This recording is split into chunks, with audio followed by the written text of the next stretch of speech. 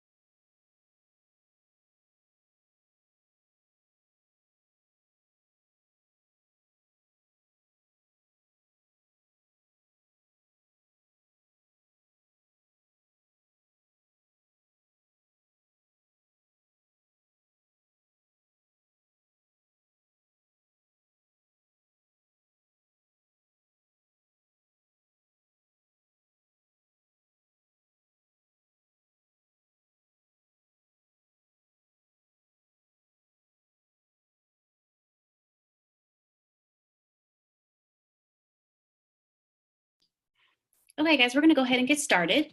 My name is Melanie Yoakum, and I'm the Region 11 ESSA team lead. And welcome to today's 1 hour high-level training where we will go over the rubrics for EL implementation, program implementation. And just a few things, you shouldn't be able to unmute yourself because I've set it where you can't. But if something changes, just make sure you keep yourself muted.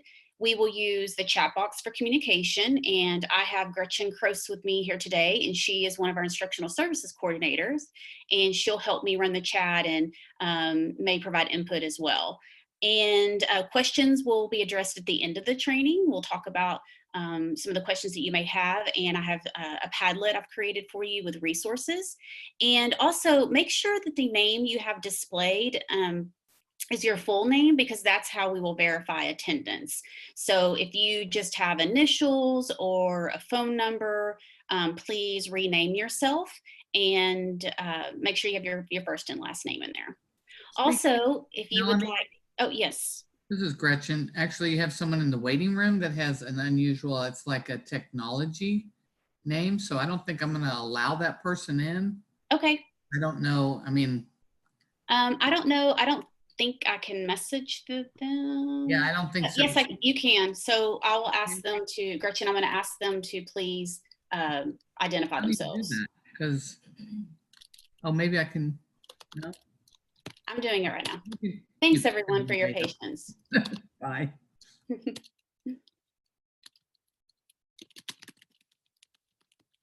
Thanks everyone for waiting.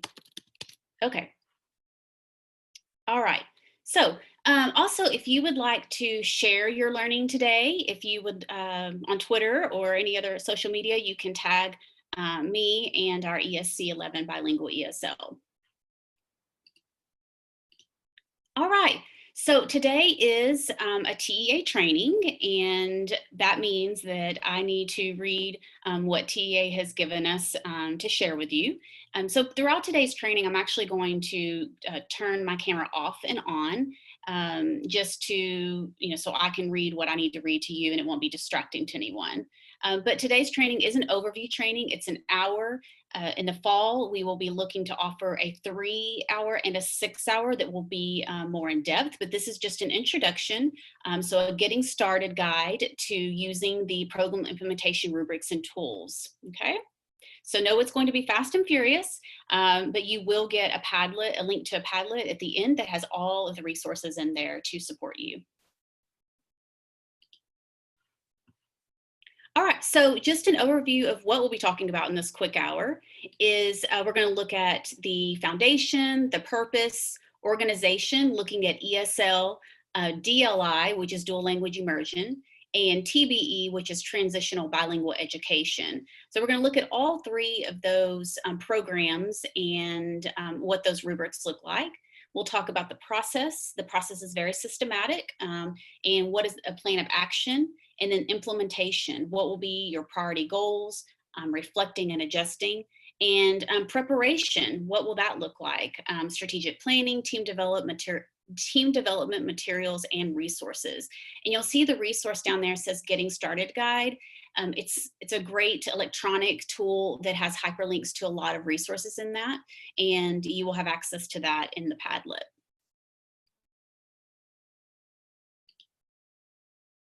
All right, so first we're going to take a look at foundation and purpose. All right, so this is a graphic that shows us all of the state-approved EL programs in Texas. You'll see in the top row, we have for the Tech Code and the TAC Code, Tech Code 29 and TAC Code 89, and the 6 state-approved program models. You can see on that next row, the middle row, districts must serve ELs through bilingual education, that's the BE, or ESL. And it's real nice and color-coded, so you can see our bilingual education program models. And we look down on that bottom row, we can see that there's a transitional early exit. There's also a transitional late exit, dual language immersion 1-way, and dual language immersion 2-way. And then when we move to our ESL side, the 2 program models that we have is ESL content-based and ESL pullout. Those of you that are familiar with PEIMS coding, these models are a part of our PEIMS coding, and if you're familiar with that, you'll notice in your PEIMS coding that these are options to select. Also make note that if you have just one English learner, then ESL program is required, and that includes public charter schools, our districts, and also any district and innovation. So it is required even with one EL. When we're looking at bilingual education, that is when a district has 20 or more identified English learners at the same grade level, that's district-wide, with the same primary language. Okay, they are required to provide bilingual education, beginning with the earliest grade level and building up each year through elementary school. So that includes pre-K through 5th or 6th if 6th grade is clustered with elementary. Okay, so that's why many of your districts or in charter schools have bilingual. They've met that number of 20 or more ELs at the same grade level and the same language district-wide.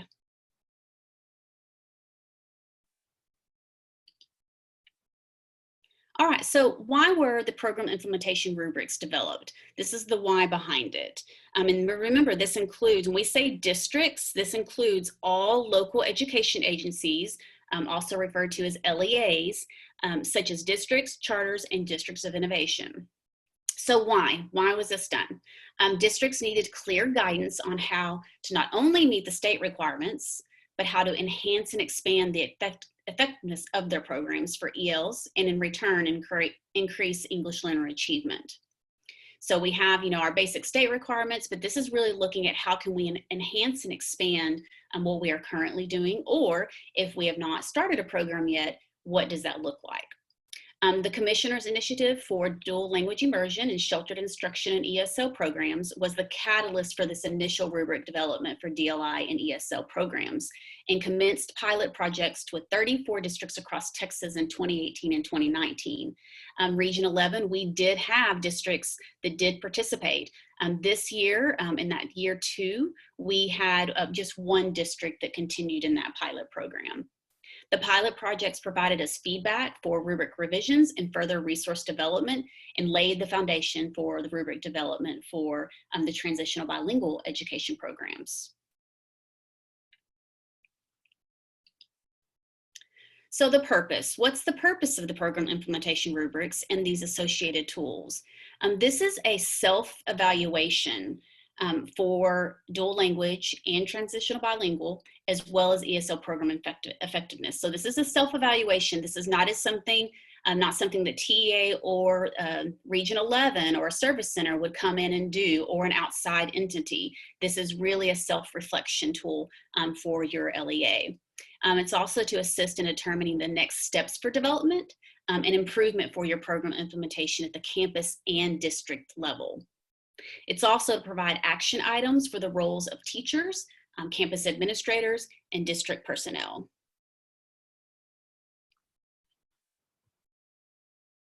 All right, I do want to stop before we move to the next section and see if you have any questions in the chat box. So I'm going to mute myself and put my camera back on.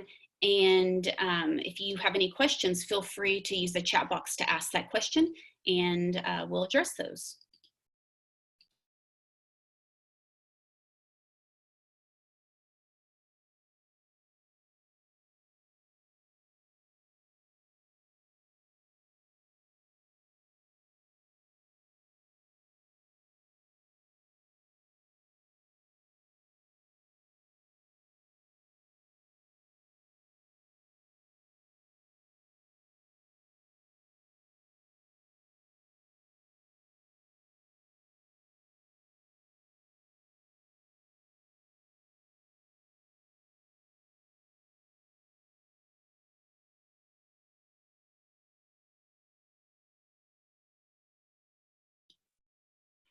Okay, if you have any questions, feel free to use the chat box. If you don't, then that's okay too. We will address questions at the end. Also, if you're in the middle of typing one, that's okay. Continue typing it and I'll come back and answer your question. All right, so we're going to move on to the next section. So overview and organization. What does this look like? So the program implementation rubrics following our 6 state-approved models, you'll notice, again, we have the same image. But when we look closely, we're going to look at the rubrics in 3 different sections. So we're going to look at ESL program models, so content-based and pull-out. Then we're going to look at dual language immersion, one-way and two-way. And then we will look at transitional early and late exit. So when we're looking at the implementation rubrics, and you'll notice in the Padlet with the resources as well as TEA's site, you'll notice that it's sectioned out in these 3 different models where it provides the rubrics, a scoring tool, as well as checklist for teachers and administrators. And we'll look closer into that. So the program implementation rubric categories, all program implementation rubrics have the same 5 categories. You'll see a category for program model design, staffing and professional development, instructional design, and that includes lesson planning and curriculum, and instructional design, which includes methods and resources, and family and community engagement. And I found it very helpful when I was with TEA receiving this TOT training, that everything is hyperlinked. So you'll see when we get into, or when you're able to explore all the resources, it's very, very handy because everything has hyperlinks and it takes you to other resources.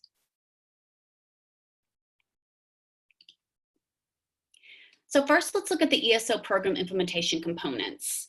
Each category has multiple components. Many are the same across all 3 rubrics, such as teacher certification. So looking at our first category, program model design, you can see we're going to go through maybe this one a little bit more in depth, and then I'll show you how most of these repeat across the different programs. But teacher certification, as mentioned, that is the same across all 3 of the rubrics. That's for dual language immersion and our transitional bilingual education. And then we have program language goals, and we're talking about ESL, program content goals, what will be the instructional approach, and how will there be differentiated support. Then when looking at our staffing and PD, recruitment and retention. Are we recruiting teachers that are ESL certified? Are we retaining those teachers? Assignment, where are those teachers being assigned? General education coordination. How are we making sure that our ESL students are involved in other general education programs? And then also special program coordination.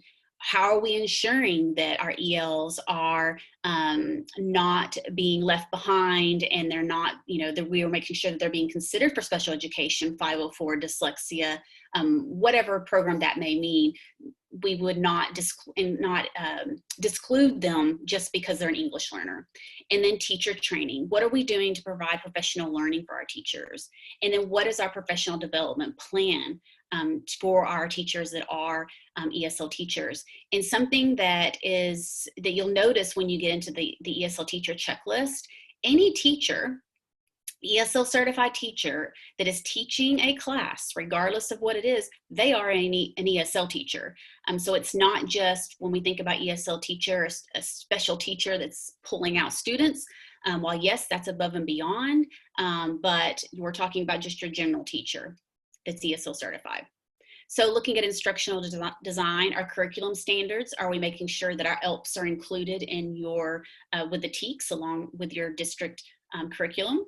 Lesson objectives, are we including language objectives, the language usage, differentiated instruction and data analysis, classroom assessments, and then state assessments and progress monitoring. So state assessments for our ELs, we're talking about TELPAS as well as STAR, and then how are we progress monitoring? The instructional design, the methods and resources, are we culturally responsive? Is it content-based instruction? What resources do we have? What sheltered instruction methods are we communicating? Often we hear, oh, we do SIOP. Please remember, SIOP is just an instructional model. When we talk about sheltered instruction methods, it is and can be SIOP, but that's just one particular brand that someone has, wrapped up in a package and they sell. But sheltered instruction is more than just that. And then our sheltered instruction methods, not only are they communicated, but are they sequenced and scaffolded? And then finally, family and community engagement. Are we communicating that? What's the school climate like? Do families feel welcome to come into your building or to come on campus? What parent engagement activities have you offered? And these activities are beyond just the regular Title I activities. What are we doing above and beyond for our EL families? Family engagement activities and community engagement activities. So when you look at this, this is a lot. And when we get further in, you'll notice that when we're going to self-evaluate, it does not particularly mean we're going to include all these areas to enhance. We are going to take a look at all these areas and how we're doing, but then we're going to pick a few and each year to work towards that enhancement. All right, so now moving to DLI program implementation rubric components. That's dual language immersion. And as mentioned, teacher certification is that one that's consistent, but you'll notice this one looks different. And I like how they color coded it, so it kind of helps us between ESL, DLI, and then our TBE. So language allocation plan. How are we going to allocate between our English and then that other language? I'm not sure if you know, but in Region 11, yes, we all know we have Spanish bilingual, but did you know we also have Vietnamese bilingual being offered in our region? Program duration, what is that going to look like? How long is it going to be? Program participation and program language and literacy goals, program content goals, and what are your program culture goals? And then you can see as we move into staffing, how are we going to recruit to get teachers? And I've been on that other side where we worked on recruiting Vietnamese teachers. It's not easy. So how are you going to recruit for teachers? Assigning teachers, retaining them, and then again looking at how are we coordinating our DLI programs with general education and special programs as well. And then what is our PD plan to continue learning for our teachers? Instructional design, it's going to look very much like what are you doing normally anyway for your students, but now we've added that extra layer of that dual language piece. And so curriculum standards, if you are a Spanish dual language, where are your Spanish language arts TEKS? Lesson objectives, language use, differentiated instruction, classroom assessments, and then how are we going to progress monitor our students that are participating in these programs? And then moving to our instructional design. How will we ensure that we're culturally responsive? What types of texts and books are we putting in the classroom to make sure that we're responsive to those students? Also make sure our instruction is content-based and authentic biliteracy instruction. What resources do we have? So at the district level, if you are the one supporting these programs, how are you spending your money to provide resources? Sheltered methods, same as ESL, communicated, sequenced, and scaffolded.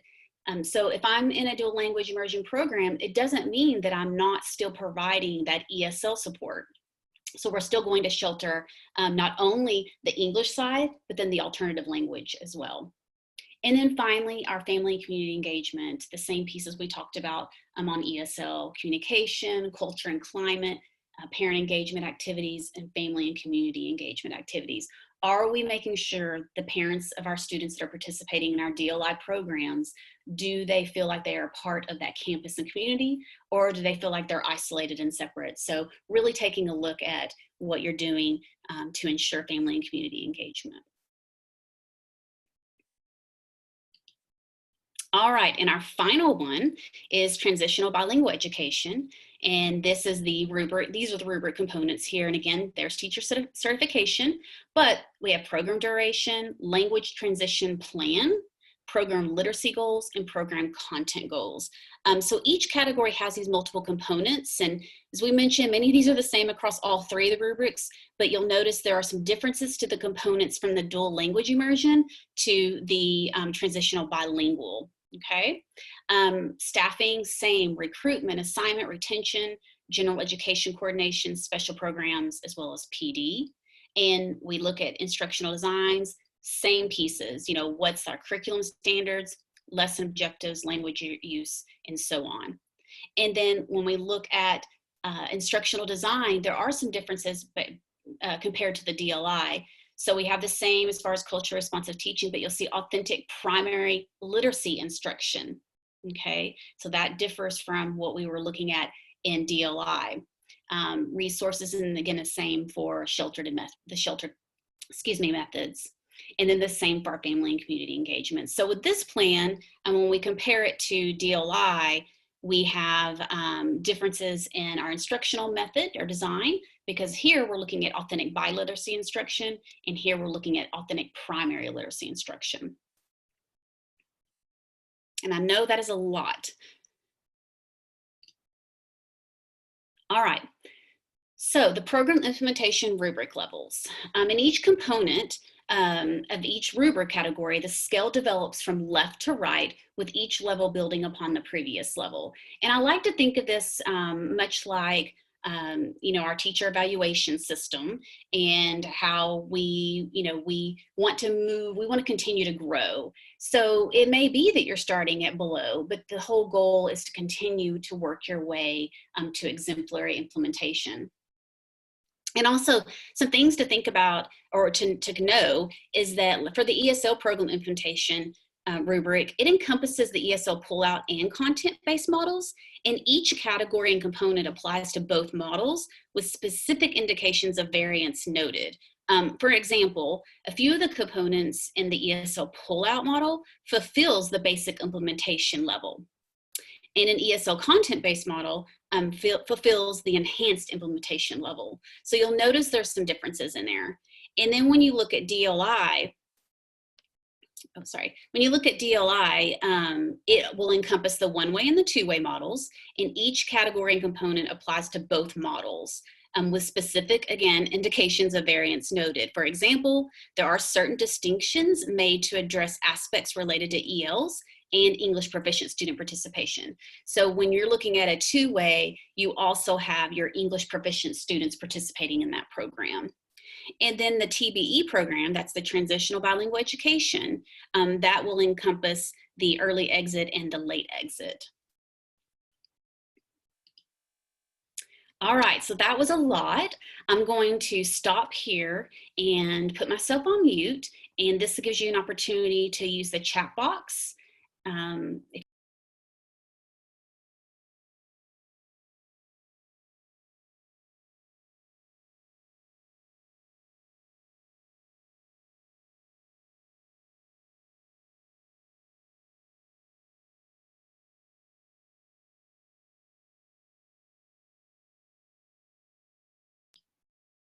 So if you have any questions, feel free to use the chat box to ask your questions. And I know it's a lot. It was a lot to take in, and we're moving pretty quickly, but I do want us to have time at the end so I can show you the resources.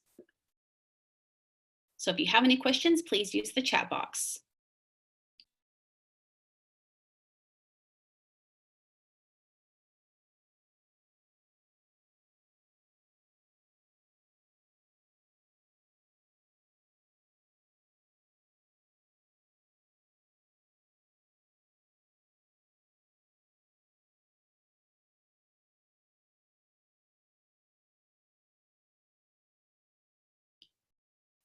Okay, we have several questions. Sharing the resources, that will be at the end. These resources have actually been posted on TEA's EL Program Implementation Resource site for months now, but I do have a Padlet at the end that I will be sharing. As far as a timeline and expectations, again, this is not mandatory. This is voluntary, but those of you that are in charge of evaluating your program, these are great tools to use. So there is no specific timeline because this is not mandatory, okay?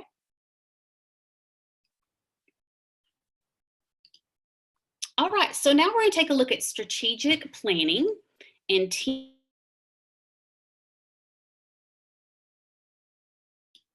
All right, sorry guys, I keep accidentally muting myself. So we're going to take a look at strategic planning and team development. So planning considerations. Will this be at the campus or the district level? Bilingual education or the ESL program, or all or targeted campuses? So really looking at who's going to utilize, well, all of them can be utilized at the campus and district levels to evaluate the degree of implementation and program effectiveness. However, you really want to align between your campus and district level to make sure that there's program success. So it's most effective for campus and district personnel to collaborate on the process of evaluating your program, okay? And then when we look at bilingual education or ESL, when a district has both programs, whether it be dual language immersion or transitional bilingual, the district will need to decide or determine whether they're going to prioritize one program at a time or work to evaluate both programs simultaneously. If the district does choose to evaluate both of them together, it's very beneficial to formulate two separate teams to focus on the unique components of each program and ensure that there's a thorough review. So just depending on, many of you may have a one-way dual language and you may have another program that's transitional bilingual. And then of course you have ESL. So essentially you've got these three programs going on. Is it most effective for one team to do all of it, or is it more strategic to have three teams to do that? Also, all are targeted campuses based on the size of your LEA, staffing and EL population and other factors. The district may choose to begin the evaluation process for all of its campuses, or it may target specific campuses in its initial review. So for example, a district may choose to select one feeder pattern or, just as that preliminary focus and then expand in that next year. So these are some things that you have to consider when you're moving, creating a strategic plan and creating your team. So the program evaluation team may include, but it's not limited to, district-based bilingual ESL program leaders or other district leadership, campus administrators or campus-based bilingual ESL coordinators, bilingual ESL program teachers, general ed teachers of ELs, instructional coaches, specialists that support bilingual ESL programs or specific content areas, your HR specialist, counselors, or even your PEIMS specialists, and parent or guardians of ELs, family liaisons, or other community members. So this is not limited to this list, but this gives you an example of what your program evaluation team might consist of.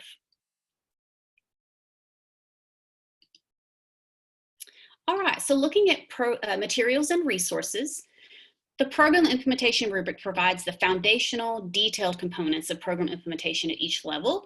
And this includes hyperlinks to outside resources that I mentioned, state rule citations, explanatory footnotes, research references, and a glossary of acronyms.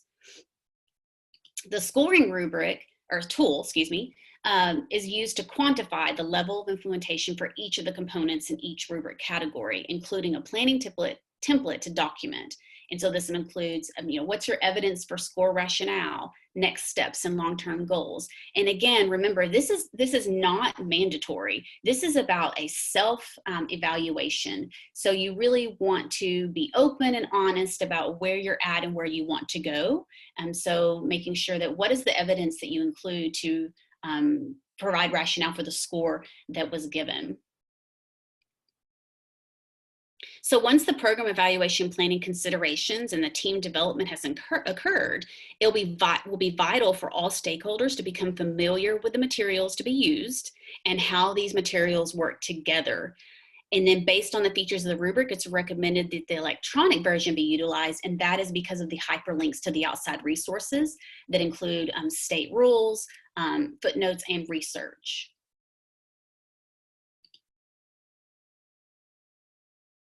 All right, so looking at the scoring tool levels, additional levels as indicated in orange below are included in this scoring tool for districts to track incremental progress as they move within those 4 levels provided in the rubric.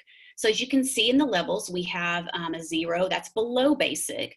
And as we move down, you see that there's even some percentages that have been included underneath. But looking at below basic, improvement needed, immediate action required to provide equitable services for ELs, or below basic, key steps needed to meet minimum state requirements for EL services. And then once we move into basic implementation, you'll notice, are we meeting the minimum state requirements for ELs with at least 80% consistency of implementation? The growing implementation, are we meeting minimum state requirements with 100% fidelity, taking steps toward advancement? And then when we move to 2, which is enhanced implementation, we're going to look at developing implementation and enhanced. So at developing, implementing enhanced EL programming with at least 80% consistency at the campus level. And then enhanced would be fidelity to enhanced EL programming at 100% at the campus level, building district-wide systems. And that's very important. The district-wide system piece is, are we consistent in doing this with fidelity across our LEA? And then 3, which is exemplary implementation, this includes regular consistency in alignment between district and campus systematic implementation of exemplary EL programming with evidence of EL academic and linguistic achievement. And something too to note with these, where they provided these percentages, is really to provide a practical attainment of each level, so you can kind of get an idea of, where are we at and where do we go.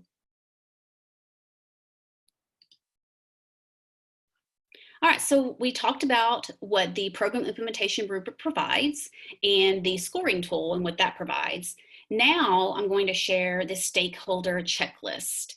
And these checklists, we will get to this in a minute, but it's really nice because it takes it from teacher to campus to district leadership. But the stakeholder checklist focus on the specific perspectives of teachers, campus administrators, and district administrators to provide targeted steps for each role to execute in order for overall program success as outlined in the rubric. And so again, going back to that systematic approach, are we all approaching it the same? And do we all know what our roles are? I've shared the teacher one in several of my trainings this school year, and many were surprised as the ESL certified teacher that those were actually their roles, as being that person and providing ESL services. Okay, so I'm going to stop here at this section and give you an opportunity to ask questions in the chat box.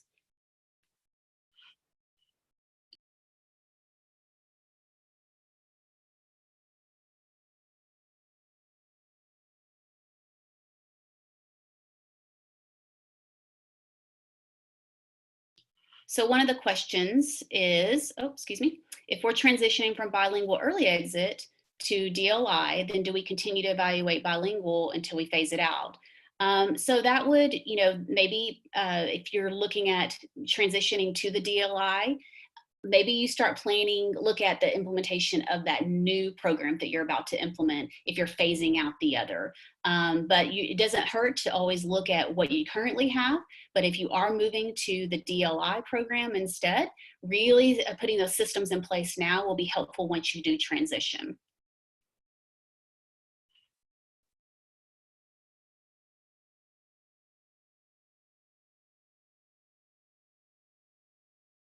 Feel free to use the chat box to ask any questions.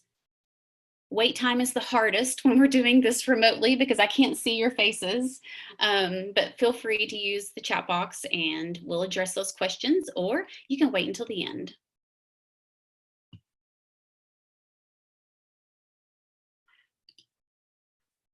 All right, if you are typing your question, feel free to continue. All right, so now we're going to look at the steps. So again, remembering this program of evaluation, using these tools is not mandatory. Now, it is mandatory that you do have a program evaluation for your bilingual ESL programs, but it doesn't mean you have to use these tools. So again, just want to reiterate that the rubrics are here as a tool for you. So just looking at the steps. So number one, selecting and training. So we want to select a team lead who will coordinate the meetings and facilitate the evaluation process. So who will that be? Will that be the district level person? Could that be somebody on campus? Your district or charter would need to decide. Then train. All members would need to understand the purpose of the program evaluation process and the design and use of the rubric and the associated materials. So they would need a good working knowledge of the rubrics and what is the purpose, what's the why behind this.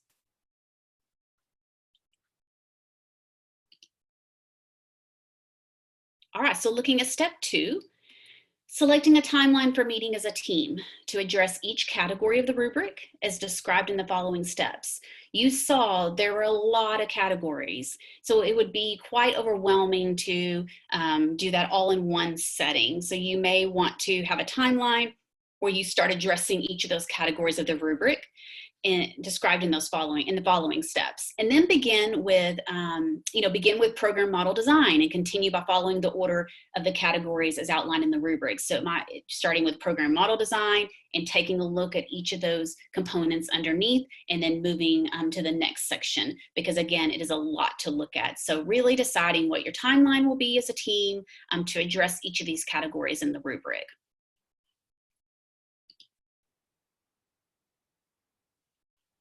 All right, and so the preview, and this step occurs before the initial evaluation meeting, okay? So the preview the first category of the rubric, so each team member individually, take preliminary notes using the scoring tool to individually rate each component with evidence for justification to bring to that scheduled meeting. So this would need to be given to the teachers so they know or whomever, the staff members that are going to be on the team. So when they come to that meeting, they've already looked at the first category of the rubric individually, they've made notes and they've scored, and they've have evidence for justification to bring to that scheduled meeting.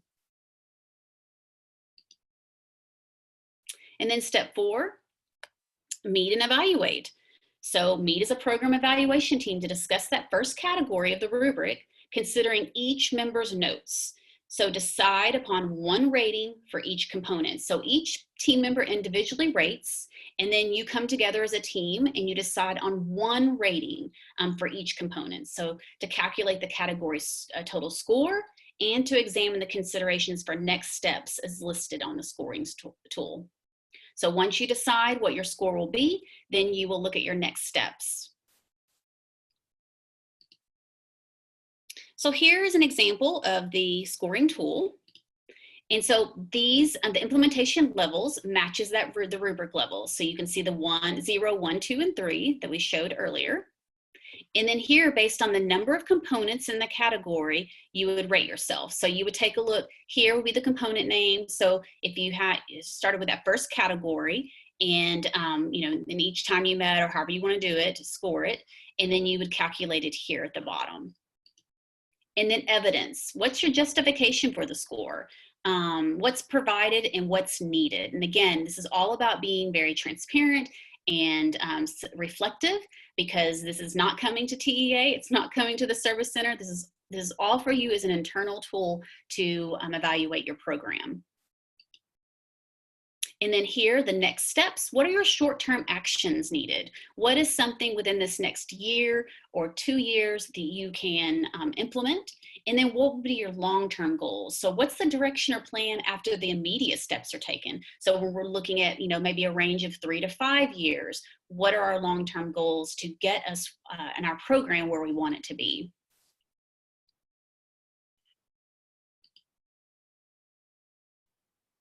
All right, so here is how to use the scoring tool.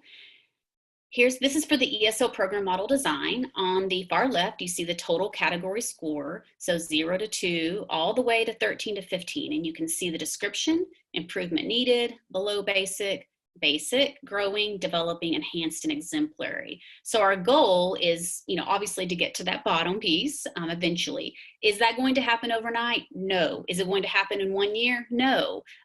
This is really looking at, again, what are some of your immediate plans and short-term goals, and what will be those long-term goals? So you can see here, this gives you some next steps to consider, and for each of those categories. So range of total category score, as I mentioned from the previous page of the scoring tool, additional levels within the first 3 rubric levels provided to allow districts to demonstrate more incremental growth. All right, so the program evaluation team may employ virtual methods for collaboration on rubric scoring, such as shared electronic folders, webinar formats, conference calls, etc. Well, right now, and who knows what the fall holds for us, but virtual is the only way to go at this point. But we would hope that when we move back into the fall, that will not be the only scenario. But also, since we've all become so accustomed to this, it does save time and does allow for a lot of collaboration. So, do we want to use virtual methods for collaboration on rubric scoring? I know a lot of us, we're zoomed out, we're tired of it, but could you still continue with that? Also, could you set up a Google Drive that has everything you need in that one shared folder, conference calls, etc.? How might we gather this additional input from our other stakeholders using a simplified feedback tool on the rubric categories, such as surveys, using a Google form, or an interview or reflection tools? So how could we gather additional data from other stakeholders that might not be on the team, and they're not participating in that evaluation team, with by using simplified feedback tools for each of those rubric categories? All right, and program evaluation steps. So you'll see we're here at 5, and this is a repeat. So we complete the preview and the meet and evaluate steps again with the remaining rubric categories in the sequence. Okay, so if we start with that first one, we go through that process. Then now we go to the next category, and we continue until we have gone all the way to family and community engagement. So you'll repeat that same process for each one, because again, we want this to be, or you would want this to be thorough and not too overwhelming. So you would want to break up each of those categories. And then finally, your final step is to summarize. Review all next steps listed on the team scoring tool. Organize next steps into an action plan as explained in this next section. But before we start the next section, I'm going to pause myself again and allow you to ask any questions in the chat box. So if you will use the chat box and ask questions, we will address those. And many of you may not have questions. This, again, may be overwhelming, maybe something completely new to you. Again, this is not mandatory. This is just a tool for our districts and charters.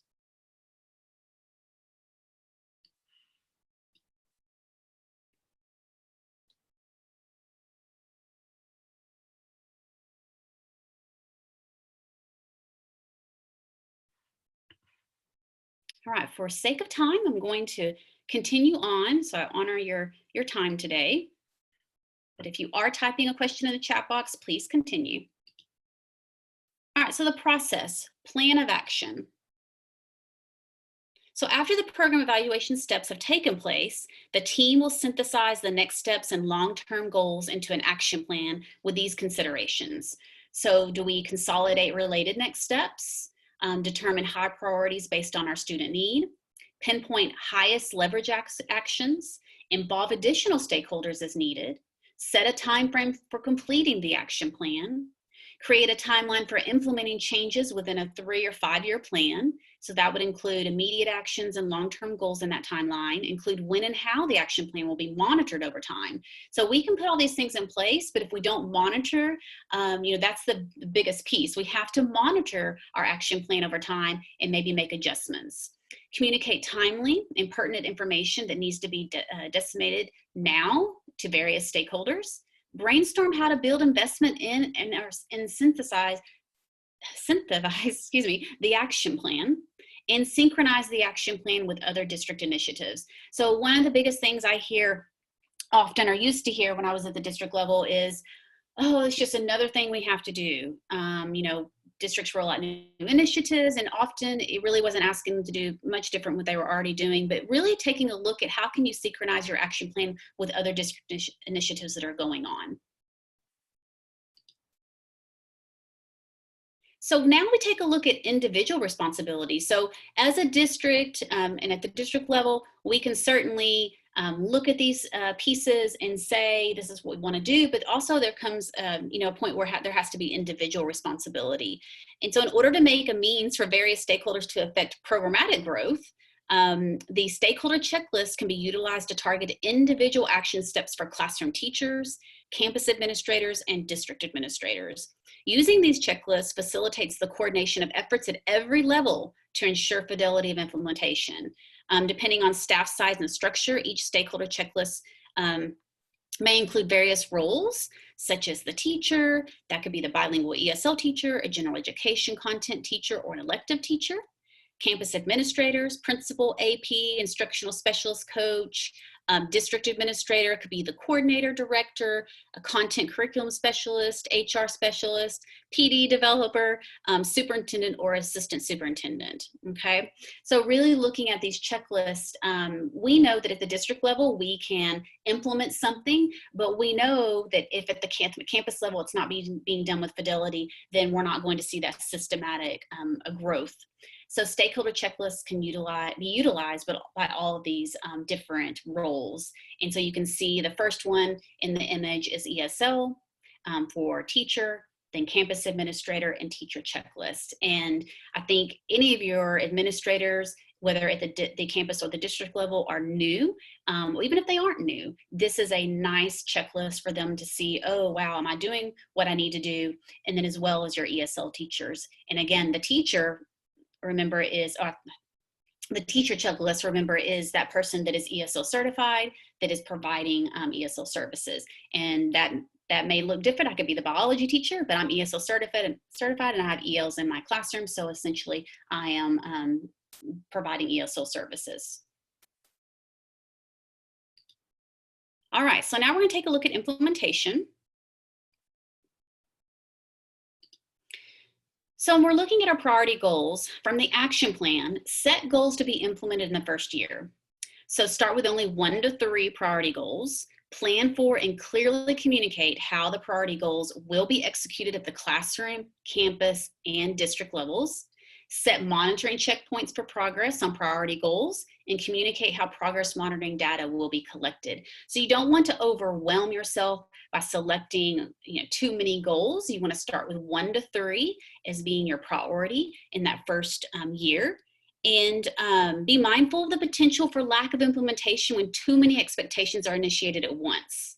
So that's why it's very important that you really stick to the 1 to 3, because if you try to do too many, that there's potential for that lack of implementation if everything is initiated at one time. Plan for, and communicate how this is going to look at each of those levels. Be very clear and transparent. And again, it's very important to monitor. That will be key to go back and reflect and make adjustments where needed. So reflection and adjustment at each checkpoint for progress monitoring of priority goals, you will have, collected feedback from various stakeholders at the classroom, campus, and district levels. Incorporate both that quantitative and qualitative progress tracking data elements. Meet as a program evaluation team and track that progress, and adjust your plans based on the needs of the students and the stakeholders while staying aligned to the priority and long-term goals. So there may need to be some adjustments just based on your student population or the stakeholders, but we still want to keep those long-term goals and be headed in that direction.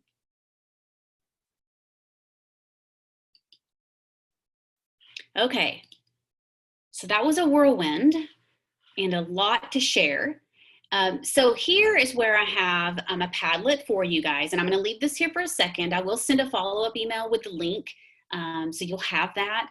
You'll be able to view it. You can share it with whomever, but this has everything that I've shared today. It has, as you can see, the DLI implementation resources, the ESL, the transitional bilingual, also the Getting Started guide, which is how this TEA created the PowerPoint you viewed today, and then also the link to the resource site that TEA has created. So I'll give you a moment if you want to take a picture of this screen or you want to use the QR code, but please know that I will send a follow-up email with this link so you will have that. And then I'm going to actually take us to the site so you can see that real quick. And then if you have any questions, I'll be able to address those.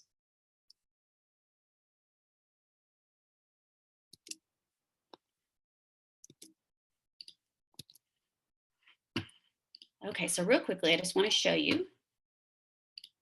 So here is the site, and everything is hyperlinked. So if I click on it, here's the teacher checklist for DLI. Okay, and you can scroll through that.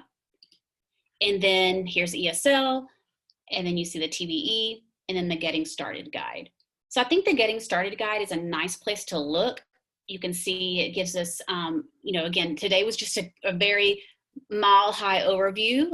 We will be offering 3 and 6-hour trainings this next year for you to get further in depth. But here, this gives us our overview, the organization, the preparation, the process, more in detail. And so I would encourage you to go and take a look at that resource.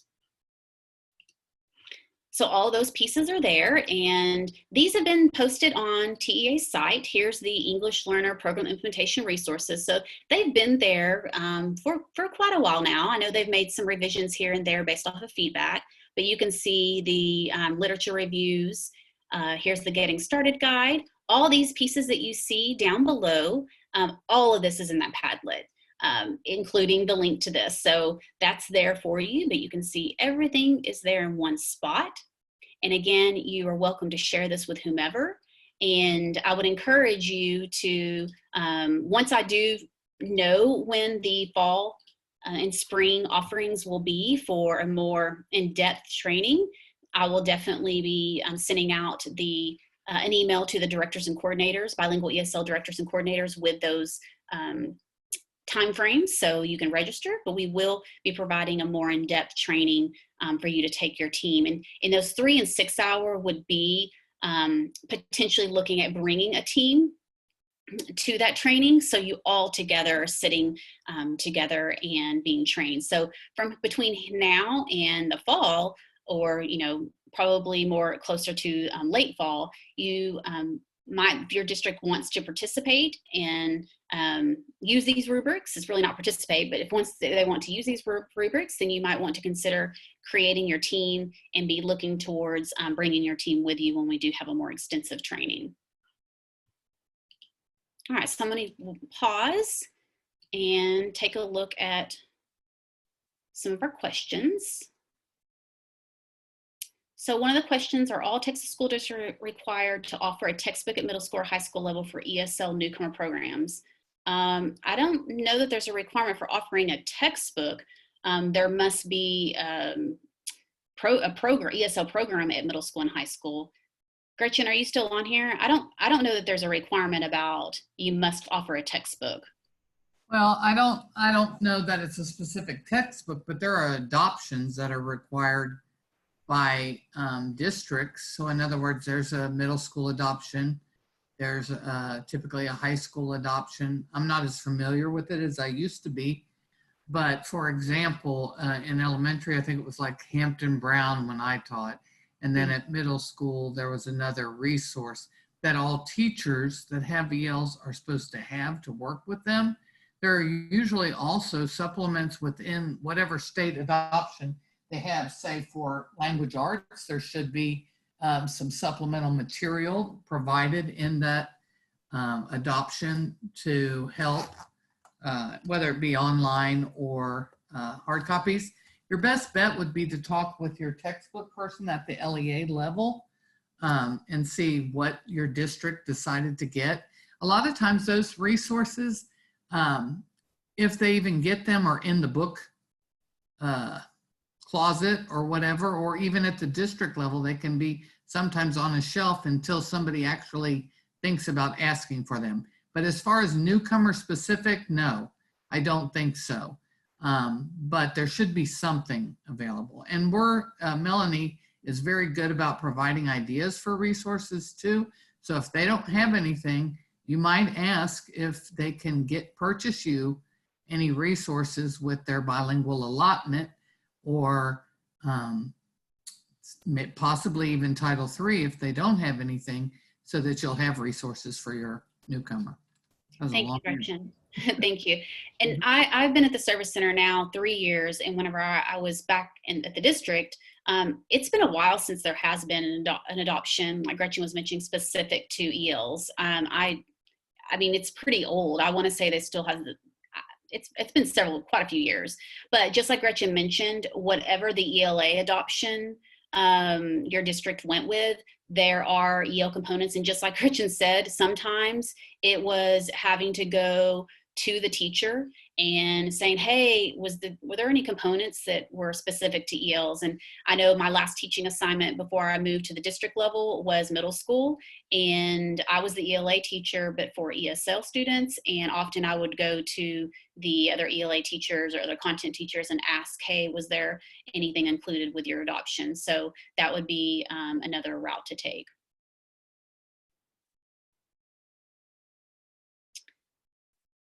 So there's a question, typically who is on an LEA's committee that evaluates and implements changes to a three to 5 year action plan? Well, this is, if you're talking about in particular to what I've shared today, this is brand new. This has never been shared. Well, it's been on the TEA site, but the trainings have not been shared. We are rolling this out, all the service centers statewide. So it just depends. It depends on who you want and who you feel will be valuable on that evaluation team. Because it is, like you said, a 3 to 5 year. Definitely you would want your bilingual ESL director or coordinator, leading that charge, because that's the person that is actually ultimately responsible anyway for their own program evaluation. And again, these are tools to use to support that, but this has never been done as far as, what we've shared today. Locally, people may have been doing it in a different way, but this is TA. These are new resources.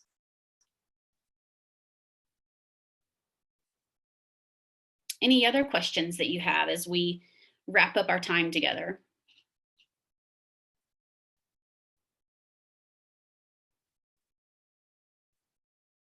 So while you might be typing questions, I do want to mention that over to the left of this picture you see here, you can see that we have a link to our ESC Region 11 Bilingual ESL page that is under construction right now, trying to organize it, but you will see everything from compliance to instruction there. And then I have 2 SMOREs that if you would like to, SMORE is a newsletter if you're not familiar with what SMORE is, but I have an EL Leader Toolkit that goes out every month with that month's need to knows, as well as other compliance and instruction resources. And then the one at the bottom, Succeeding in a Diverse Classroom, that is one that I've been doing for the last 3 years. The first 2 years I was at the Service Center, I was a pre-K-12 instructional content coach, and I started doing this more. So that it is not a blog, it is an instructional resource, and I include a technology tool and any other links to resources out there. If you would like to join either one of those or both of those, you can either click on these links, and I'll send this to you in the follow-up email. You can click on the links in the follow-up email and you can follow these, or you are welcome to email me and tell me, I want to be a part of this more, I want to be a part of both of them. And I will add you to my email group, and that means it'll go straight into your email inbox every month, and you'll have that resource. So thank you for joining us today. I know it was fast and furious and a lot of information, and it's a lot of information for us as well.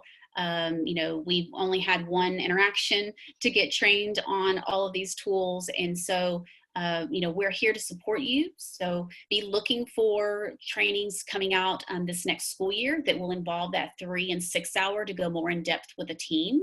And but if you have any questions or just want to brainstorm, please reach out to me and let me know, and I'm happy to assist you. So someone has asked a question about their certificate of completion. Just a reminder that once the attendance from today is verified, and it is not immediate. We have one person doing a lot of sessions. So once the attendance has been verified on Region 11, then you will get an automatic email from Region 11 registration system asking you to complete a survey. And once you complete that survey, then you will get the certificate will come to you, or it'll be in underneath your registration certificates, I believe under your profile. So again, it is not immediate, and it does take a little bit of time for one person to submit all these, because it's a little different because we're not on site. Normally we're on site and you're signing in, and it's much quicker. So the process is a little more extensive. But thank you so much for joining me, and I will be offering this 1 hour overview again at some point in early fall. I'm not sure when. So if you have colleagues that you think might benefit from hearing about the overview, then be watching for an early fall training just like this one, and we will do it through Zoom as well. Okay. All right. Well, I hope all of you are taking care, and some of you, your summer may be starting, or like us, you may be working through the summer. So I hope you enjoy your time, and have enjoyed your time being maybe at home with your family or loved ones. But thank you for joining us.